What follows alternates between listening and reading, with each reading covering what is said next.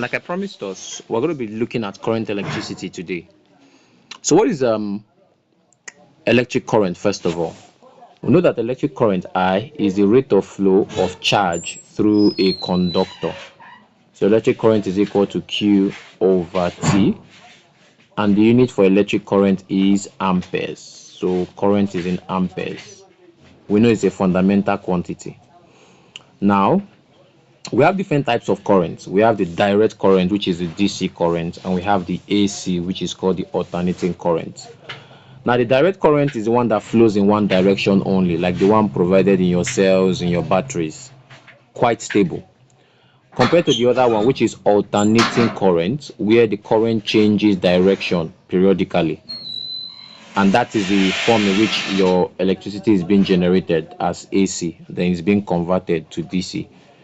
So we have direct current, which maintains one direction. That's why you can, in your circuit, you can be able to know the flow of that current because it has just one direction.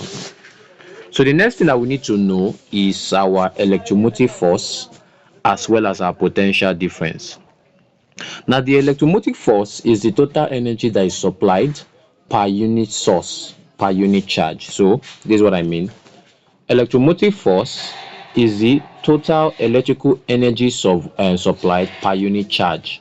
Now, basically, you can say that electromotive force is calculated when no current is flowing. That means the total amount of electrical energy that is available is called the electromotive force. Are you getting me? And the unit for electromotive force is volts. So it is equal to work done. Remember, I told you that work done is synonymous to energy, because it's the amount of energy that you have that determines the amount of work that is being done. So the formula for electromotive force is work done per unit charge, and if the unit is volts,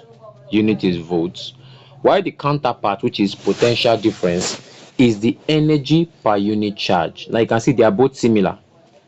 Potential difference, which is signified by V, is energy, which is still synonymous to work done per unit charge. Now, what is the difference between them, which I've stated? In EMF, it is the total voltage that is supplied when no current is flowing. That means the total obtainable electrical energy per unit charge is called your electromotive force. But your potential difference is the voltage when the component has electricity flowing through it.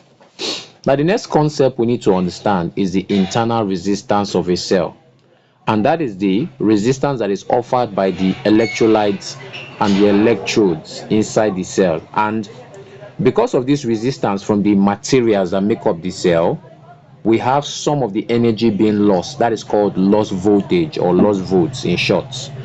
So the internal resistance is being offered by the materials by which the cells are made up of. Now, you may be wondering that what cells?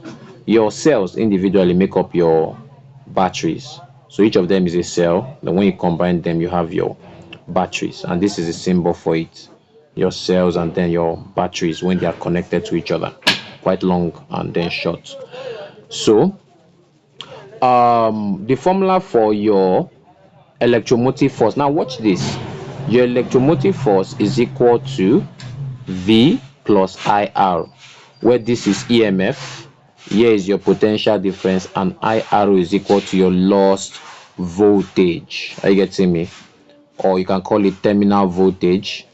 Terminal voltage, the terminal voltage, this V here, can be gotten as E minus IR. That means, what this means is that since this is the lost volts, this potential difference here will be the terminal voltage, which is the voltage available at the terminals of that particular circuit.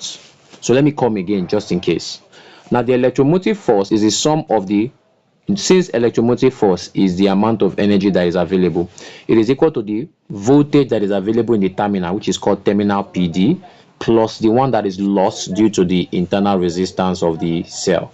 So the voltage that is available in the component plus the one that is lost due to the internal resistance of that material that make up the cell. Then the next thing we need to look at is our Ohm's law. Now, what did Ohm discover? Ohm stated that the voltage, or let me restate it in this format, that temperature and other physical conditions need to be constant. So The potential difference passing through a conductor is directly proportional to the current, provided that temperature and other physical quantities are kept constant. Now, primarily, one of the most sacrosanct terms that has to be kept constant is your resistance, because like I gave us an example, when you have a load on a circuit, you have to put when you have current flowing in a circuit, you have to put a load on it. Are you getting me? Like in a circuit, there has to be a load. That's why, for example, in your circuit, you can have a bulb as a load in your circuit. So this load here is called the resistance, which is kept constant. So what Holmes is saying is that when temperature and other physical quantities, primarily your resistance, are kept constant, that the voltage is directly proportional to the current. So when you change your proportion sign to equals to, you have what? I then times a constant, which is resistance. Resistance is the opposition to the flow of what? Of current. Why an insulator primarily prevents the flow of current as opposed to resistance. Now the essence of a resistor there is to provide a load so that that current is not moving unrestricted, because it can cause some damages to that circuit. Now, Ohm's law applies to ohmic conductors. That means ohmic conductors are conductors where the resistance remain constant at a constant temperature. That's why you can have a rheostat, you can have a 5 ohms resistor, a 6 ohms resistor, which means that the resistance is actually constant and can be measured. So it only applies to what? Ohmic conductors. And like I said, they are materials that their resistance remain constant at a constant temperature.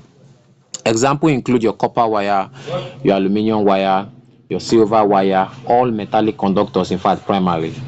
But there are some materials that don't obey Ohm's law. Examples are your diode, your transistors, your thermistors, your electrolyte. In fact, primarily, there is voltage loss in these materials, like your electrolytes, due to internal resistance. So these are called non-ohmic conductors or non-ohmic materials. Your diodes, your transistors, your electrolytes are examples of what? Non-ohmic materials.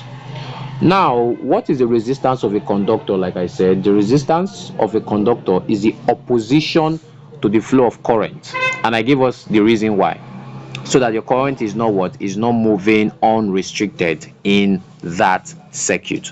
And there are factors that affect resistance. We have the length of the material, the cross-sectional area, and of course temperature and the nature of the material. Now the formula for this is R is equal to rho L over A. R is equal to rho L over A. R is equal to rho L over A. Now, from here, we can be able to get the relationship between all these conditions and the resistance.